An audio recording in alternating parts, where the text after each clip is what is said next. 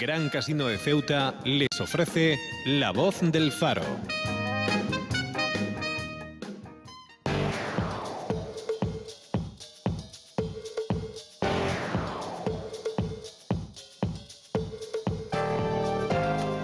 Es la 1 menos cuarto cuando comenzamos la segunda hora de La Voz del Faro en el 89.8 de su FM, pero también en el farodeceuta.es, en la página web de Grupo Faro, del periódico El Faro de Ceuta. En esta segunda hora, viernes, pues vamos a adentrarnos en el debate, en la mesa de nuestra tertulia, y hoy, para hablar sobre dos temas de actualidad, que ahora pasaremos a detallar, tenemos a mi derecha Muad Ayadi, portavoz de Comunicación y Estrategias de Caballas. Un placer, como siempre.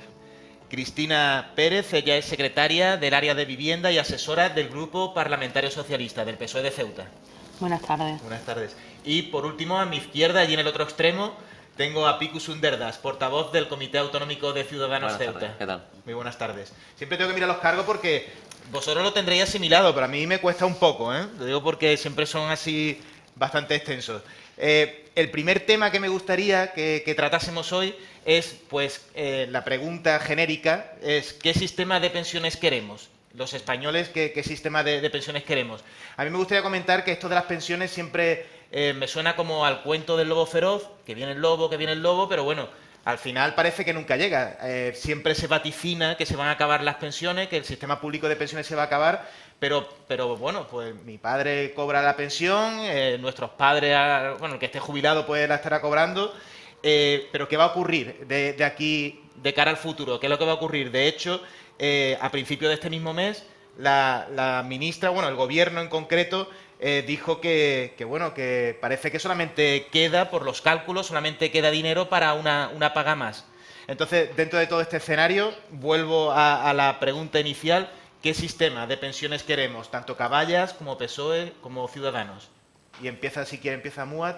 Sí, bueno, yo creo que el debate más allá de lo académico, para que la opinión pública sepa distinguir un poco cómo funciona esto, generalmente pues se resumen en tres modelos de pensiones o modelos del estado del bienestar en general, no solamente lo que es el tema de pensiones, que sería el nórdico, Noruega, Finlandia, Dinamarca, muchísimo más amplio y extensivo y garantista. Luego estaría el continental, pues aquí nos situaríamos entre el modelo alemán, incluso hasta el modelo británico, salvando las diferencias del francés. Luego estaría el Mediterráneo, que es el nuestro, el que estaría pues Portugal, España, Grecia e Italia.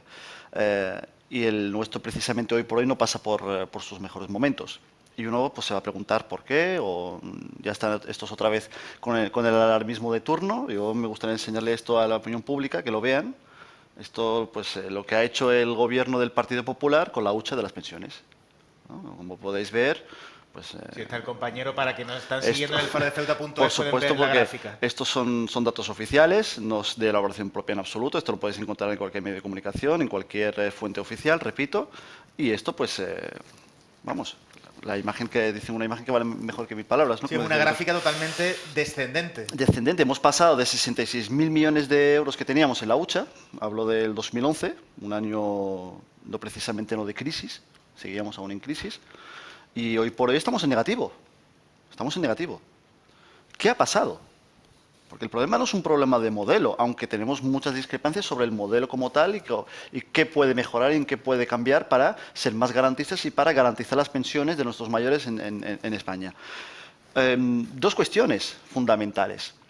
El efecto y las consecuencias de la corrupción, esto no se puede negar. Las barbaridades de miles de millones que se han perdido, por decirlo de alguna manera, por no decir robado, del dinero público y se han malgastado y se han derrochado a lo largo de 5, 10, 15, 20 años, pues ha generado esto.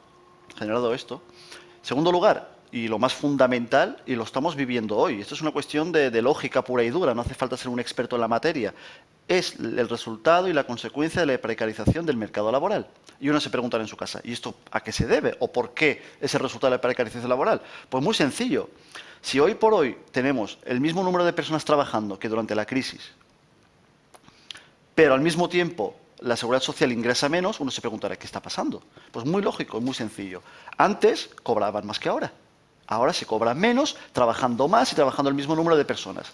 ¿Qué hace esto? Pues que las cotizaciones bajan. Y si bajan las cotizaciones, ¿qué pasa? Pues que las pensiones se ven en peligro. Esto es así, son las gallinas que entran por las que salen, no hay más complicación aquí. Entonces, claro, si tú generas un mercado laboral, lo precarizas, lo machacas, lo destruyes, ¿qué te ocurre? Pues tienes una masa de personas que están trabajando efectivamente, pero que trabajan mal, en precario y cobrando una miseria. ¿Eso en qué se traduce? Que se cotiza menos. Y si se cotiza menos, pues tenemos esto. Tenemos esto. Así de sencillo. Por lo tanto, cuando uno se manifiesta y reclama no ya las mejores salariales, sino volver a los salarios de antes de la crisis. O sea, antes se decía mileurista en plan como... un mileurista, no, ahora dice que uno mileurista es un afortunado, ¿eh? Estamos hablando de salarios ya que ya no alcanzan el salario mínimo interprofesional. Que cuando en el Congreso se exige aumentar dicho salario, todo el mundo ya sale pues con el argumento neoliberal de turno de que esta gente lo que quiere es vivir del cuento, etcétera, etcétera. No, no es así. La realidad es que hoy se cobra menos, se trabaja más, se trabaja peor y evidentemente eso tiene sus consecuencias. ¿Quién es el responsable? Pues unas políticas determinadas, en este caso el gobierno del Partido Popular. Repito, el modelo en sí no es perfecto. Pero cuando lo gestionas mal, o cuando gestionas mal el dinero público, quienes lo pagan al final son los más necesitados, los más desfavorecidos. Y hoy por hoy, una de esas capas de gente necesitada de favor son los pensionistas y nuestra gente mayor. Que hoy por hoy, cuando van al supermercado a comprar y a hacer su comprita, se tienen que contar uno por uno los centimitos que llevan en el monedero. Porque si no, tiene que decir, pues hoy en vez de 2 cartones de leche tengo que comprarme uno. Y así sucesivamente. Parece ser que esto a los de arriba les importa más bien poco. Cristina, del PSOE. Bueno, pues el Partido Socialista, en lo que se refiere a pensiones, tiene en su propio argumentario lo que creemos que debemos hacer y no se está haciendo. Primero y principal es una vuelta al Pacto de Toledo. Es necesario que los partidos políticos, los agentes sociales, nos sentemos en una mesa y definamos qué queremos hacer con las pensiones en España. El Partido Popular, en su política de acabar con todo lo público, en beneficio de unos pocos, se está cargando el sistema de pensiones. Pero no lo digo yo, lo dice la propia ministra de Empleo. Fátima Báñez reconocía que no damos para más pensiones. Y la hucha de las pensiones, como decía Moat, está siendo saqueada continuamente para cubrir necesidades básicas de los pensionistas, como es su paga extraordinaria del mes de diciembre. ¿Qué le vamos a negar a nuestros pensionistas? Lo que han cotizado durante toda su vida. No debemos olvidarnos tampoco que, dada la situación de precariedad económica y de desempleo, los pensionistas en España están siendo los pilares de la familia. Alimentan a sus hijos, a sus nietos, que tienen que acudir a ellos para un simple plato de comida. No podemos obviarlo. Y lo que consideramos desde el Partido Socialista es que debemos de llevar a una política de consenso en el que se marquen las directrices a seguir en el sistema de pensiones. Actualmente eso no se está haciendo. El Partido Popular, con su ley de 2013, lo que vino fue a acabar con todo esto, acabar con una política social. Hoy hablamos de pensiones, podríamos hablar de tantas cosas en las que ellos han seguido siempre la misma línea de privatizaciones en aspectos tan candentes y tan sensibles a la opinión pública, porque lo vivimos a diario, como sanidad, educación y también pensiones. Ellos benefician a unos pocos, a sus amigos de las mutuas y de los planes privados, en detrimento de los trabajadores que durante toda su vida han estado cotizando y ven hoy peligrar un salario, una pensión que a todas luces resulta insuficiente. No debemos olvidarnos de que en España hay pensiones de apenas 400, 500 euros con los que se les exige subsistir a nuestros mayores, que además se les añade problemas de salud con la compra de medicamentos y que no llegan a fin de mes, no a fin de mes ni a mediados de mes. Es una auténtica barbaridad. Y es indispensable introducir aquí la variante del mercado laboral. Como decía Moat anteriormente, y yo me sumo a lo dicho por él, tenemos lo que hemos creado. El sistema de pensiones actual no es más que fruto de la nefasta reforma laboral a la que nos sometió el Partido Popular. Hoy en día los pobres son los trabajadores. Tenemos como pobres a personas que trabajan 8 horas diarias y cobran un salario que no les llega. Pero no solo no les llega el salario, sino que a nuestra seguridad social no le llega su cotización. Con la destrucción de empleo que conseguimos más pobreza y conseguimos que esas cotizaciones a la Seguridad Social que revierten en nuestras pensiones y en un sistema público no se vea alimentado por esas cotizaciones. Con lo cual, ¿qué tenemos? Pues que peligran el sistema de pensiones público, que solo podrán tener una pensión quien pueda costearse un fondo privado de pensiones, y además de eso hay un añadido más. Si teníamos poca precariedad, tenemos que sumarle un elemento más, que es el envejecimiento de la población. Afortunadamente, la esperanza de vida en España aumenta, con lo cual en 10, 15 años vamos a tener más mayores. ¿Estamos preparados? ¿El Gobierno tiene una respuesta para esos mayores que se van a convertir en pensionistas de aquí a unos años, cuando a día de hoy ya la hucha de las pensiones tiene fisuras? Yo creo que es un tema a debatir y, sobre todo, que sea fruto del consenso de todas las fuerzas políticas representadas en el Congreso y de las que no lo están también, porque es un tema que nos afecta a todos, de todos los agentes sociales, sindicatos, empresarios, y que, tomando el espíritu del Pacto de Toledo, volvamos a una estrategia común global en la que no se pueda permitir que peligre nuestro sistema de pensiones.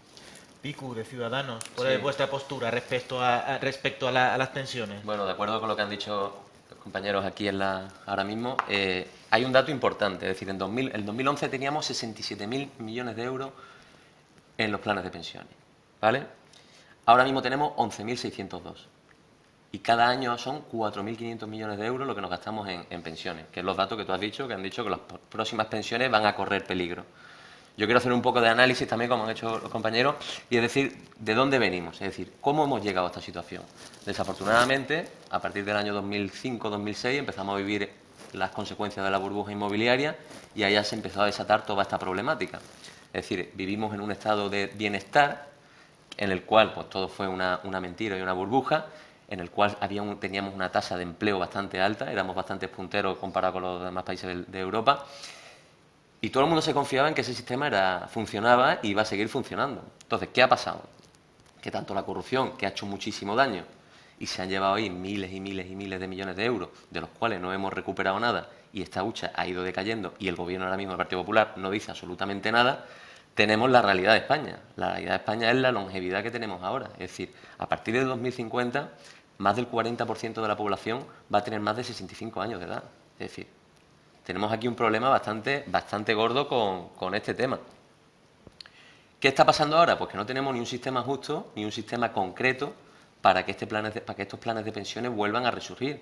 Es decir, ahora mismo cualquier familia, cualquier abuelo, porque ya son abuelos todos estos pensionistas, están cobrando 800 o 900 euros. Han vivido las consecuencias de que sus hijos han tenido que volver a casa porque se han quedado sin trabajo. Y se ha visto un abuelo, un padre de familia, con 900 euros manteniendo a hijos y a nietos. Es decir, esto ha sido insostenible.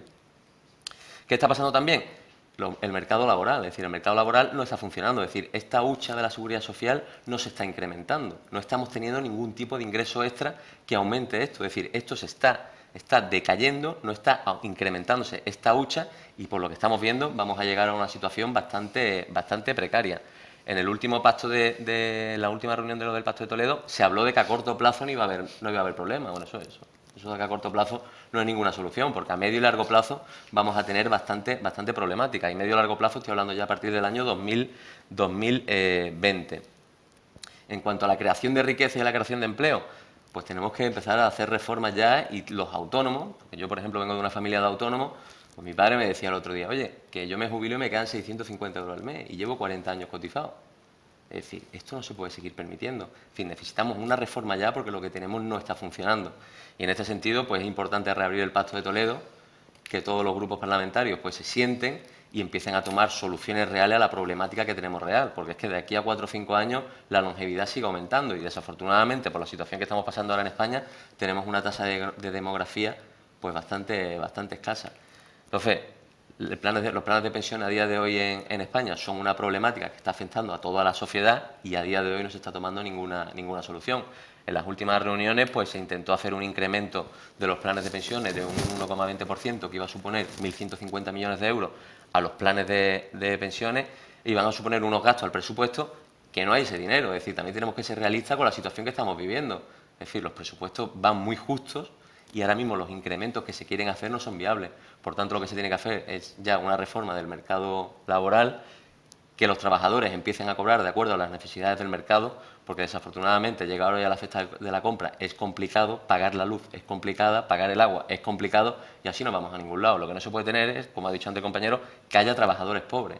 Es decir, tenemos dos problemáticas, la gente que está en paro y después la gente que encuentra trabajo y no llega. Entonces, yo creo que está bastante claro y ahí es donde nosotros tenemos que hacer más hincapié e intentar reformar todo esto para no llegar a la problemática que vamos a llegar de aquí a 10 años, porque repito, en el 2050 son más del 40% de la población que va a tener más de 65 años. Y también ser flexible con la edad de jubilación, es otro punto bastante importante. Es decir, la edad de jubilación se debería de flexibilizar algo más porque la población que vamos a tener sí va a ser más longeva. Entonces ahí sí deberíamos de tocar bastante ese punto.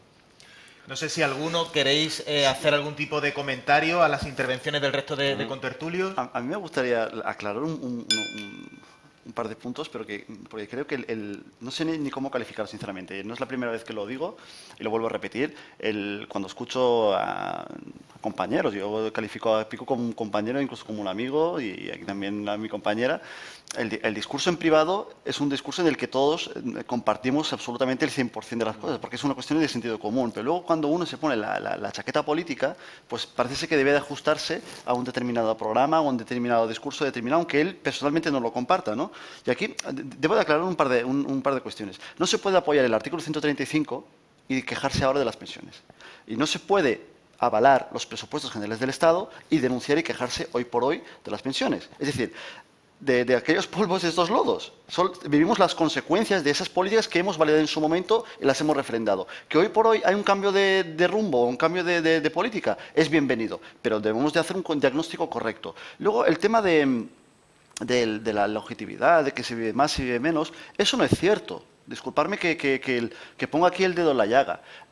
Hay estudios de académicos y de centros universitarios que afirman que eso de la longevidad y del vivir más no es extensible al conjunto de la sociedad, no es extensible a todos los españoles.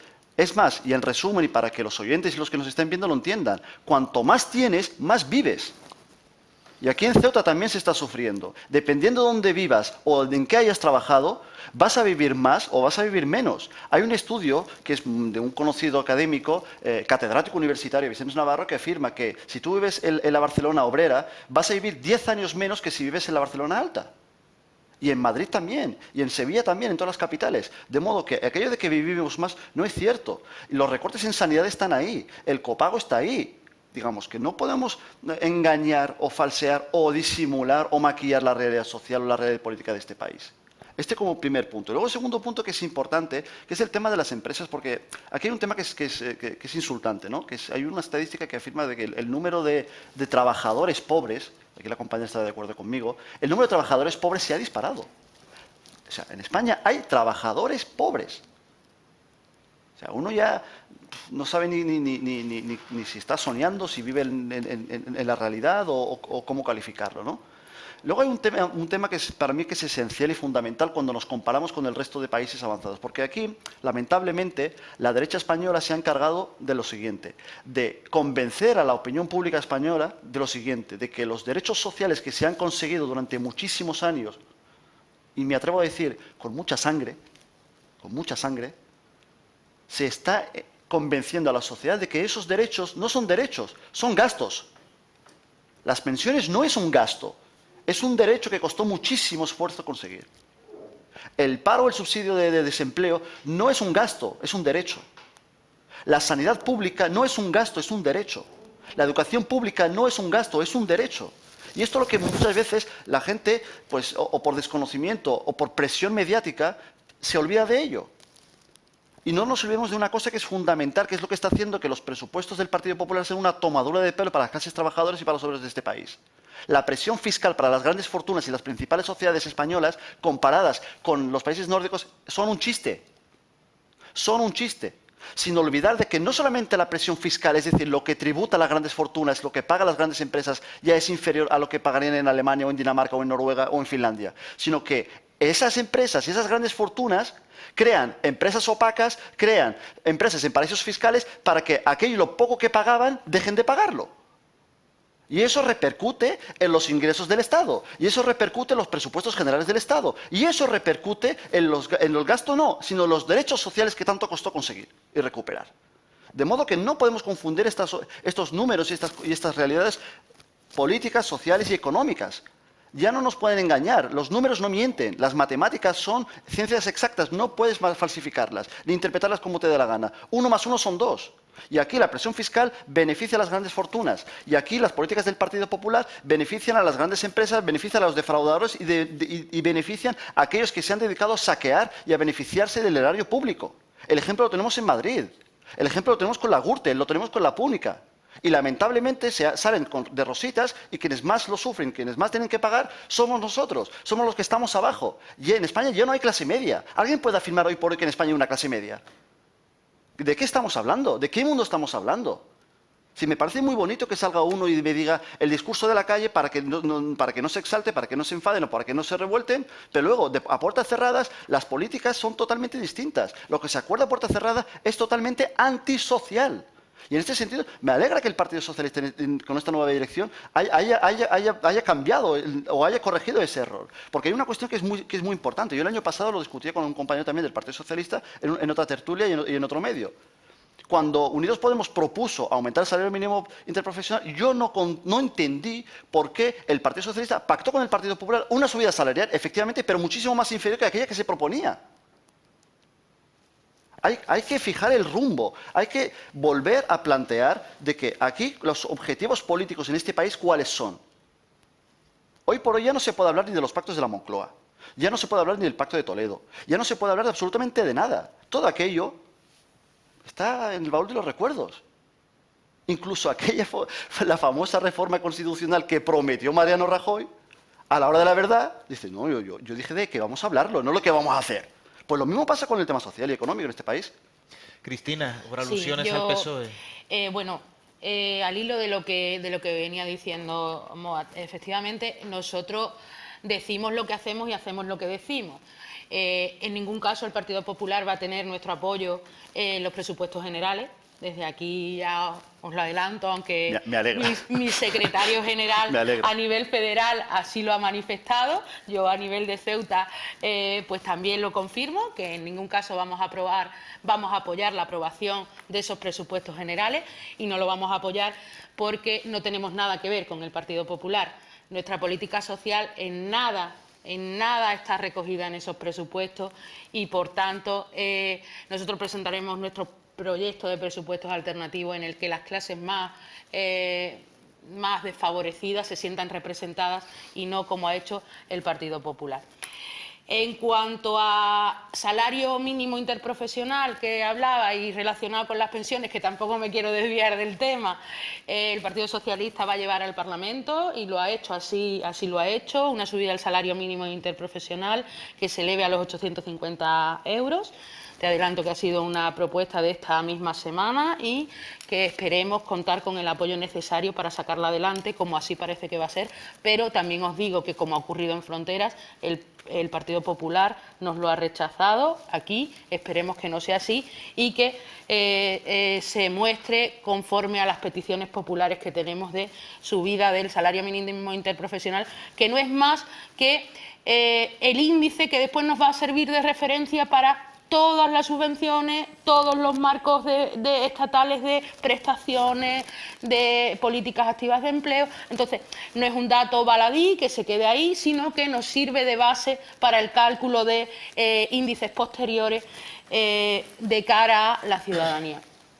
Yo quiero hacer dos precisiones y sin ánimo de entrar en conflicto alguno. Yo sí que creo que el tema de la longevidad es importante, Moat. Te lo digo, no porque... no es que creo que no se dé, creo que sí se da. Es cierto lo que tú dices, es cierto que no afecta en la misma medida a las clases sociales. Totalmente de acuerdo. Yo me refería a lo siguiente, ¿vive lo mismo el que vive en Vallecas que el que vive en el barrio de Salamanca? En eso te digo, estoy de acuerdo contigo. ¿O el que vive en La Sagrera que el que vive en Sarriá? Estoy de acuerdo contigo, pero por algo tan sencillo que voy a apreciar, y es que Es imposible que vivan lo mismo, como tú dices, alguien del barrio del Príncipe y vamos a llevárnoslo a nuestro terreno. De hecho, hay un estudio sobre eso exactamente, también. que alguien de la calle Real. Efectivamente. A ver, sin ánimo de absolutamente nada. Pero ¿por qué? Porque es una cuestión económica. Por desgracia hoy en día hasta la salud es económica. Efectivamente. Porque cuando nos niegan una unidad de radioterapia en Ceuta, como nos están negando, y el señor Melguizo se permite el lujo de venir a Ceuta a decirnos que no nos va a dar una unidad de radioterapia, lo que nos están facilitando es que la persona que tiene una pensión de 500 euros tenga que estar a lo que el Ingesa quiera.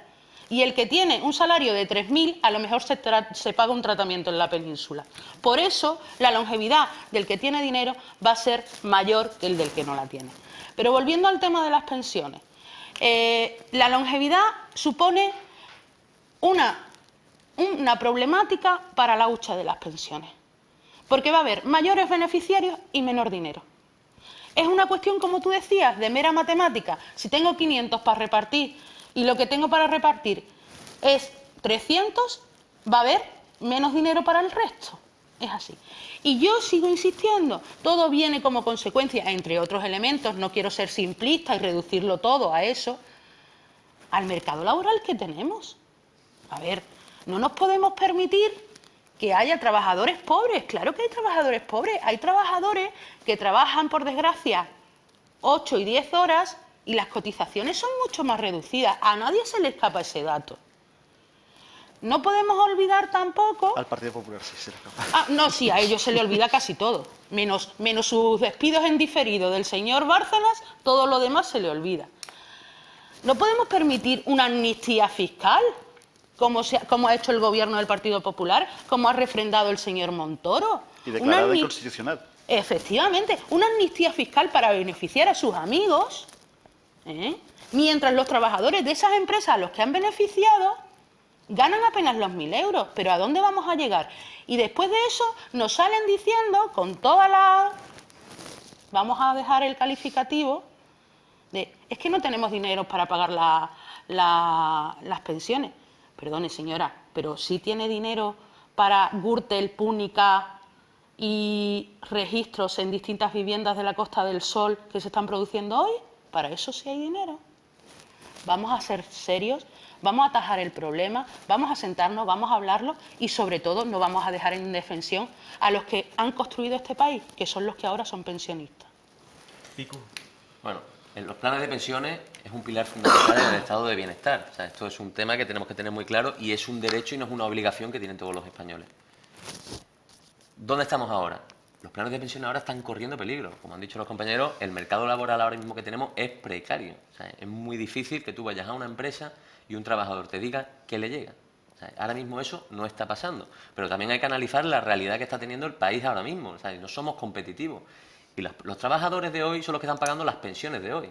Y como hemos dicho, si hoy no son ellos competitivos trabajando, evidentemente los planes de pensiones que tenemos corren peligro, pero ya corren un peligro serio de que no sabemos si nosotros que estamos sentados aquí ahora mismo vamos a cobrar una pensión. O sea, que nosotros ahora mismo pagamos nuestros impuestos y no sabemos a dónde está yendo ese dinero. Evidentemente a los planes de pensiones que hay ahora, pero nosotros estamos diciendo, bueno, ¿y el día de mañana quién nos lo va a pagar a nosotros? Por aquí los mayores perjudicados yo creo que somos nuestra generación, que lo estamos viendo venir todo de lleno y nos lo hemos comido todo en primera persona. La realidad que tenemos en España ahora, evidentemente, como ha dicho el compañero Múa, desafortunadamente, una persona con más recursos económicos vive más. Y evidentemente tenemos una población pobre en España, desafortunadamente, repito, muy grande. Es decir, ¿pero cuál es la realidad que tenemos? No hay tasa de demografía. Es decir, somos de los países con una de las demografías más bajas de toda Europa. ¿Y esto qué supone? Pues que las personas con mayores de 60, de 50 años, cada vez son más. Y aquí es donde viene el problema. Que dentro de 10 años no se van a poder pagar las pensiones, no porque no haya paro, sino porque no van a haber personas que haya para trabajar. Es decir, va a haber muchos puestos de trabajo que o vendrán de otros países, pero tenemos aquí un problema gordo. Porque si tú te das una vuelta o hablas con compañeros tuyos, es muy difícil que una persona de nuestra generación tenga hoy 3 hijos o 2. O sea, es que las familias tienen 1 y dicen, y gracias a Dios que lo puedo tener y le puedo dar una vida digna. Y nosotros supuestamente nos podemos considerar de los afortunados de la sociedad, que no nos va mal como una persona que puede vivir en una barriada y ser y estar en condiciones mucho más precarias, como ha dicho Mua, de ir al supermercado con el monedero, está mirando céntimo a céntimo y saber a lo mejor que en vez de 2 cartones de leche puede comprar uno. Es decir, esa realidad la estamos viviendo a día de hoy. ¿Qué tenemos que hacer? Para empezar, ser más competitivos en el mercado laboral, y para eso necesitamos una reforma, y evidentemente a las empresas con mayores rentas, eso tenemos que empezar a reformarlo ahí. Es decir, ahora mismo no es justo el sistema que estamos teniendo, y eso está repercutiendo también en los planes de pensiones. Entonces nosotros desde nuestra formación política decimos que hay que reformar esto que tenemos ahora mismo, porque esto sí hay que reformarlo, porque ahora mismo no vamos a ningún lado, y tiene que ser justo y equitativo. Es decir, todas las personas que hayan cotizado lo que han cotizado tienen que tener una paga digna. Es decir, las pagas medias están ahora, si no me equivoco, entre 800 y 900 euros. Pues tú me dirás que se hace hoy en día con 900 euros. Y gracias a Dios estas personas que cobran las pensiones tienen sus casas pagadas. Porque tú imagínate ahora que estas personas tuviesen que pagar un alquiler también. No estarían. Entonces, hay que ser equitativo, hay que tener la realidad de España consciente, que tenemos una tasa de longevidad muy alta. Desafortunadamente, la demografía, la tasa de natalidad no está aumentando, y como estamos ahora mismo, no va a aumentar, porque es que las familias se lo piensan 3 veces antes de tener un niño. Entonces yo creo aquí en este caso que hay que ser realistas, hay que ver la realidad que tenemos y hay que reformar el plan de pensiones que tenemos ahora y el mercado laboral, porque es que no llegamos, ahora mismo no llegamos. Si queréis, antes de pasar al siguiente tema, si queréis alguna conclusión, alguna idea que bueno, habéis quedado con ganas de expresar, pero no la habéis hecho en vuestras intervenciones anteriores. Yo creo que ya está todo. Sí, ¿no? Más o menos está todo dicho, porque se ha hablado tanto de los planes de pensiones privados, ¿no? Que es otra hacia donde nos vemos todos abocados. Se ha hablado también, pues, de las proyecciones de la demografía, que no son lo más halagüeños. Y bueno, yo creo que más o menos todo repasado, así que, si os parece, pasamos al siguiente tema, que es un tema de ámbito internacional, pero bueno, que aquí en la ciudad, sobre todo, ahora mismo tiene protagonismo, pero la semana que viene lo va a tener también incluso en el pleno de la Asamblea, y es en concreto sobre la capitalidad de Jerusalén en Israel. O sea, que la capital de Israel sea Jerusalén en vez de ser Tel Aviv, como es, o al menos es como de manera funcional es así. En primer lugar, me gustaría, bueno, que planteéis cuáles son vuestras posturas, más o menos a través de vuestros partidos políticos, pues conocemos cuál es la posición al respecto, pero bueno, si queréis hacemos decirlo así, una ronda rápida para saber cuál es la postura de cada partido. Empezamos con Caballas. Caballas lo ha manifestado en más de una ocasión, no es la primera vez ni va a ser la última, hasta que el pueblo palestino no consiga su libertad y un Estado libre e independiente y soberano.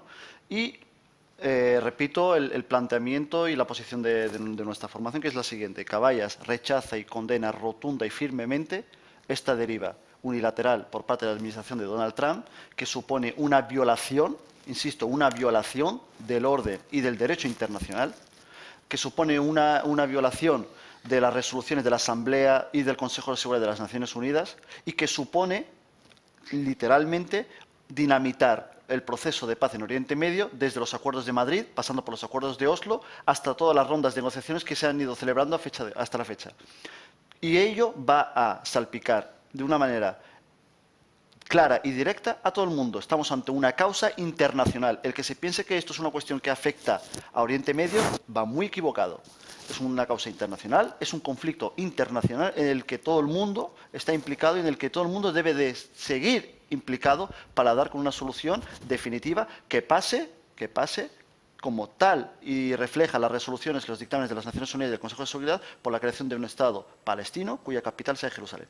Cristina, del PSOE. Pues el Partido Socialista se ha pronunciado a nivel federal y nosotros refrendamos a nivel local lo que allí se ha establecido. Nosotros entendemos que es una auténtica barbaridad la declaración unilateral que ha hecho el señor Trump, que supone una bomba de relojería a nivel internacional.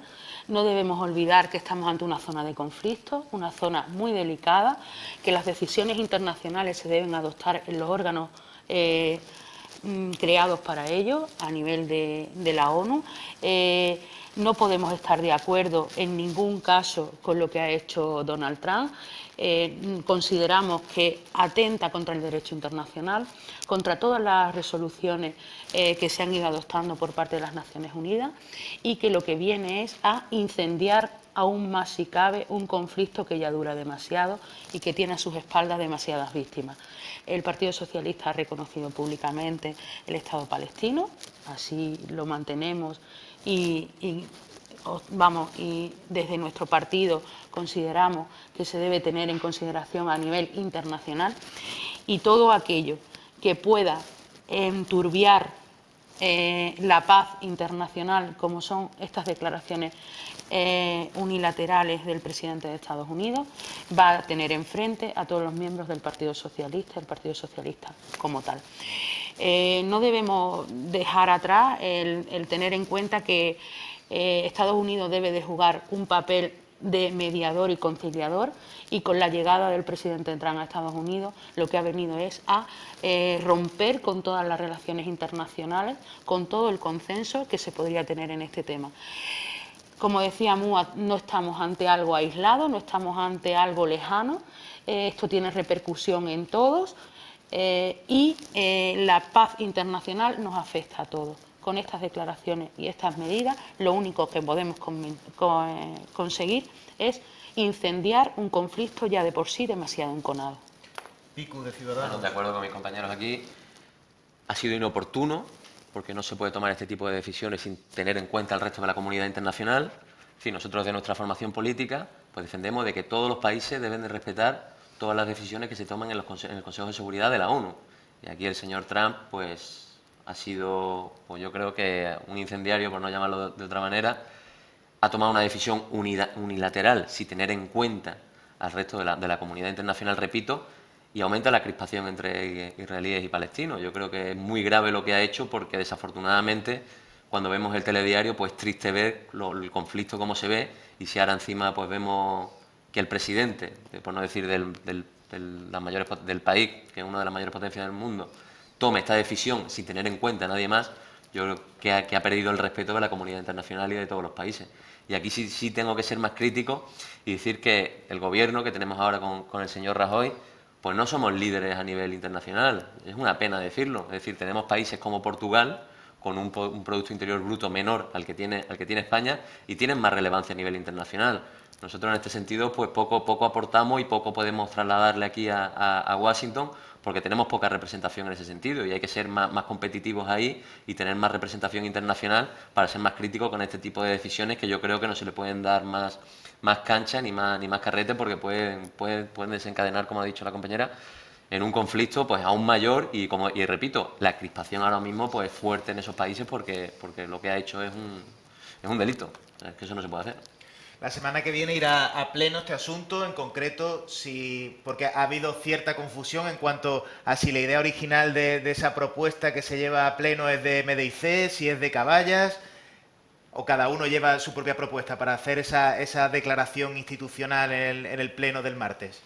Yo voy a ser muy claro y muy conciso de cara a la opinión pública, porque a mí me parece, si hay polémica, que yo creo que no hay polémica, es una polémica, permítame que sea claro y contundente, sí, claro. Estúpida. A nosotros lo que menos nos importa, hablo a título personal y hablo como Caballas, lo que menos nos importa es quién proponga qué. Si nosotros analizamos el contenido de lo que se propone y la finalidad de lo que se propone.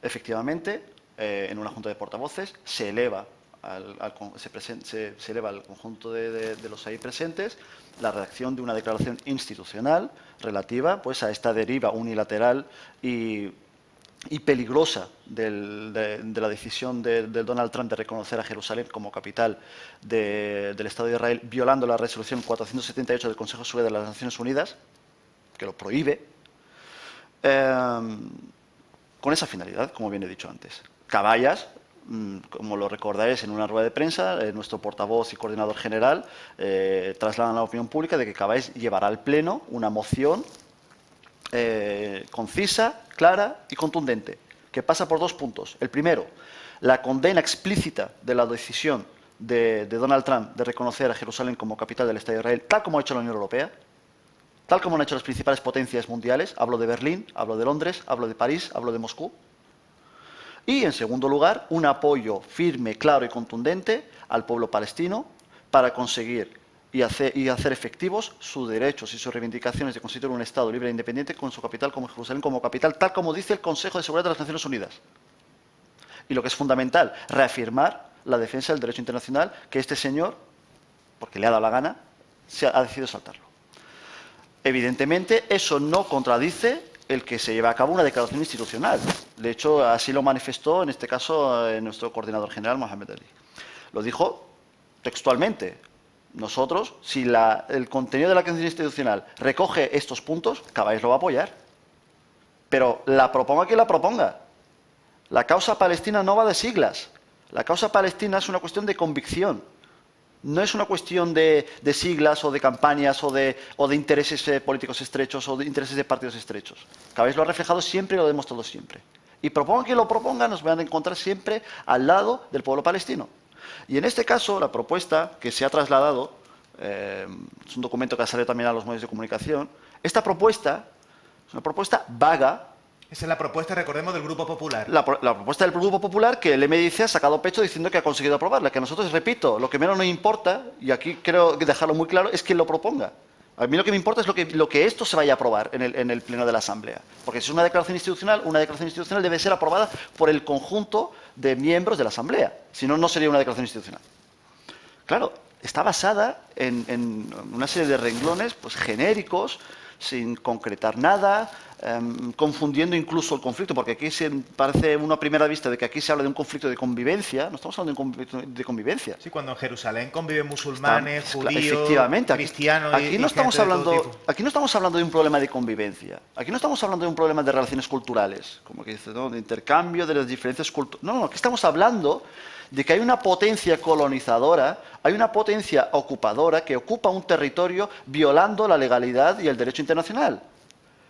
El Estado de Israel, con su campaña de asentamientos coloniales en Cisjordania, viola las resoluciones del Consejo de Seguridad. El Estado de Israel, reconociendo o oficializando Jerusalén como capital eterna, según el Estado de Israel, viola el derecho internacional y viola las resoluciones del Consejo de Seguridad. Lo que Cabáis dice es que si esta propuesta no condena, porque además es que no condena la decisión del presidente norteamericano, cuando, repito, la Unión Europea lo ha hecho.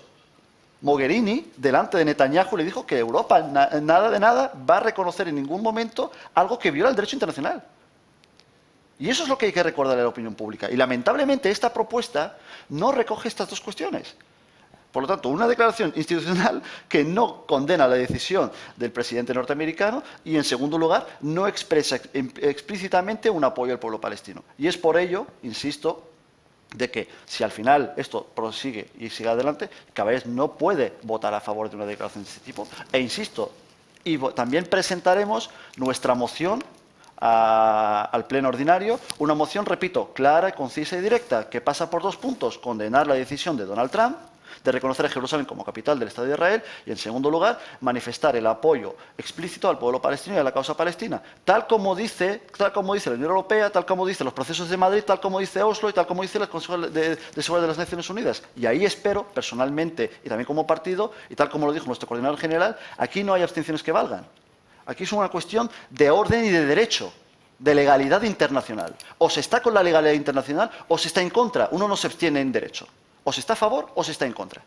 Vuestros respectivos grupos parlamentarios, no sé si habéis tenido oportunidad de tratar con ellos estos asuntos, ya que bueno, pues se acerca la fecha del Pleno y habrá que posicionarse. En el caso del Partido Socialista, en honor a la verdad, te digo que se ha preparado el Pleno del lunes, que es de presupuesto, sí.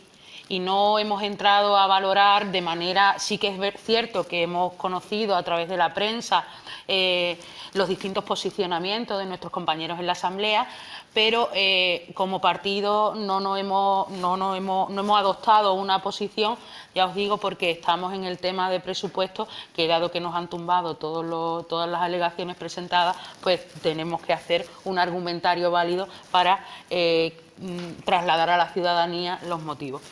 Pero bueno, más allá de eso, yo lo que vuelvo a incidir y lo que realmente me preocupa, yo creo que es muy pretencioso por nuestra parte tratar de incidir en este conflicto cuando que también tenemos que hacerlo desde nuestra pequeña población y teniendo en cuenta... Permíteme que haga aquí una pequeña pausa para despedirnos de los oyentes en la cadena COPE, en el 89.8 de su FM. Nosotros aquí en Faro Televisión continuamos. Buenos días. Buenas tardes ya. Más bien. Pues claro, como... tengo aquí una especie de esquizofrenia. Ya ¿sabes? ves. Eso es porque vienes muy temprano. Como os decía, que sí que es cierto que debemos hacerlo, pero también tenemos que tener una perspectiva y tener en cuenta en el ámbito en el que estamos. Yo, siguiendo lo que decía el compañero Picu, creo que la posición del Gobierno de la Nación a través de su presidente ha sido muy tibia. Bueno, no es que haya sido tibia, No, es que no ha sido. Es que no ha sido. Entonces, hay que coger el derecho internacional por bandera, y eso que a mí las banderas como que no me hacen demasiada gracia, y exigir, aquí no estamos hablando de hoy lo dices, mañana no y pasado ya veremos, no. Aquí tenemos que exigirle a Estados Unidos y a su presidente, que ya era de presagiar cuando llegó a la presidencia que íbamos a tener estas salidas de tono, exigirle una rectificación al respecto. Como Unión Europea y como país, nosotros no podemos consentir que nos pueda salpicar, como de hecho lo va a hacer, porque le va a salpicar a toda la comunidad internacional. Que las declaraciones de este señor tengan repercusión en nuestro país. Es que, a ver, no estamos hablando de Juanito Pérez que un día se levanta, coge un micrófono y dice una barbaridad, no. Estamos hablando del representante de una de las principales potencias a nivel mundial. Estamos hablando de alguien capaz de dinamitar la paz. Es que no es una cuestión baladí que no nos afecte, no. La paz mundial, este señor la pone en peligro porque una mañana se levanta y coge un micrófono y dice una barbaridad de este tipo. Entonces, exijámosle que rectifique, exijámosle responsabilidades y exijámoselo no solo a través de los organismos internacionales, que debemos hacerlo, sino como país. Y como país, el señor Rajoy no puede hacer declaraciones en un plasma, como hace habitualmente. Tiene que dar la cara y decir qué opina al respecto. Y eso estamos esperando, porque hasta ahora no se ha producido. Por parte de Ciudadanos, recuperando también el tema del Pleno, eso, una declaración, digámoslo así, tibia sobre el conflicto que se da en aquella zona, o bien condenar directamente pues, las declaraciones y ese anuncio de Trump de trasladar la embajada. Esto hay que condenarlo porque Ceuta convivimos 4 culturas y debemos ser ejemplo a nivel nacional de lo que se tiene que hacer con este tema. Es decir, este tema no se le puede dar, repito, más carrete ni más cancha. Esto hay que atajarlo de raíz. Yo no he tenido oportunidad de ver el documento que ha enseñado el compañero Mua, pero yo desde mi formación política hemos estado trabajando con el tema de los presupuestos. Ahora cuando salga de aquí llamaré para que en ese sentido, pues no estamos hablando aquí de contenido, como ha dicho él. Aquí estamos hablando de temas mayores y creo que aquí sí tenemos que mostrar unidad para ser ejemplo a nivel nacional de que Ceuta es una ciudad que convive en 4 culturas, que convivirán 4 culturas. Y como ha dicho la compañera, esto supone un conflicto también para todos, porque es que está creando crispación entre 2 culturas, sin tener el apoyo de la comunidad internacional. Es decir, aquí ha llegado una persona, ha dicho lo que le ha venido en gana y listo. Y nosotros tenemos nuestra representación con nuestro presidente Mariano Rajoy, que no ha dicho nada. Y esto no se puede consentir tampoco. Es decir, al Partido Popular, tanto con esa propuesta, hay que exigirle que el Gobierno de España salga a dar la cara. Y aquí nosotros sí tenemos que montar una imagen de unidad y de lo que opinamos todos. Porque es que si no, cuando nos callamos en estos sentidos, es cuando perdemos la confianza del resto de países. Y aquí sí tenemos que ser exigentes e intentar atajar este problema de raíz y al presidente Trump, entre todos, pues intentar que rectifique y que esto no vaya adelante.